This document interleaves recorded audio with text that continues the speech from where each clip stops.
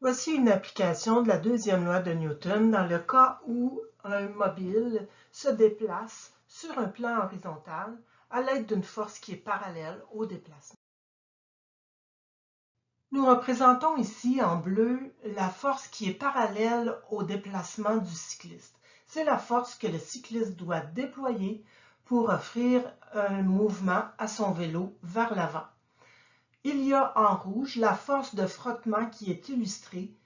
Elle est égale à 6 newtons et elle est opposée au déplacement du vélo. Il faudra en tenir compte.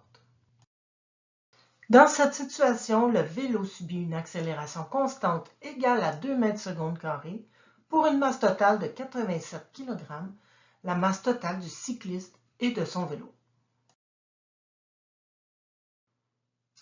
Utilisons la deuxième loi de Newton qui stipule que la force résultante d'un système est égale au produit de sa masse et de son accélération. Dans ce cas, la masse est de 87 kg et l'accélération de 2 mètres secondes carrés. Nous parlons donc d'une force résultante de 147 newtons.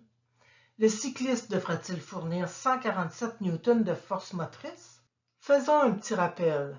Dans la deuxième loi de Newton, la formule F égale ma. F représente la force résultante du système. Les deux seules forces qui peuvent influencer le mouvement horizontal du cycliste sont la force motrice et la force de frottement dans cet exemple. Elles sont ici opposées, donc nous en faisons la soustraction afin de trouver la force résultante. On voit ici la représentation de la force résultante en vert.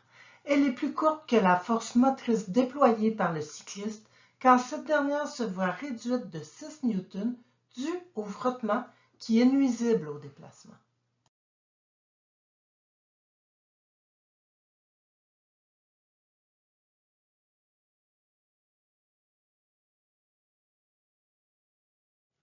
Le cycliste doit donc fournir l'effort suffisant pour communiquer une accélération de 2 mètres secondes carrés au vélo, mais il doit en plus forcer pour contrer le frottement.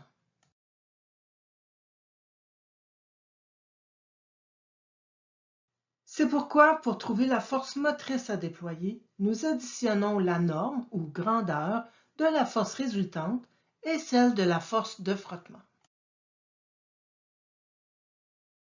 Le cycliste devra donc fournir plus que 147 newtons de force motrice, car il doit aussi vaincre le frottement. La flèche rouge ainsi renversée représente maintenant la force que le cycliste doit fournir pour contrer le frottement de 6 newtons. Donc, pour avoir une accélération de 2 mètres secondes carrés, on doit fournir 153 newtons de force motrice.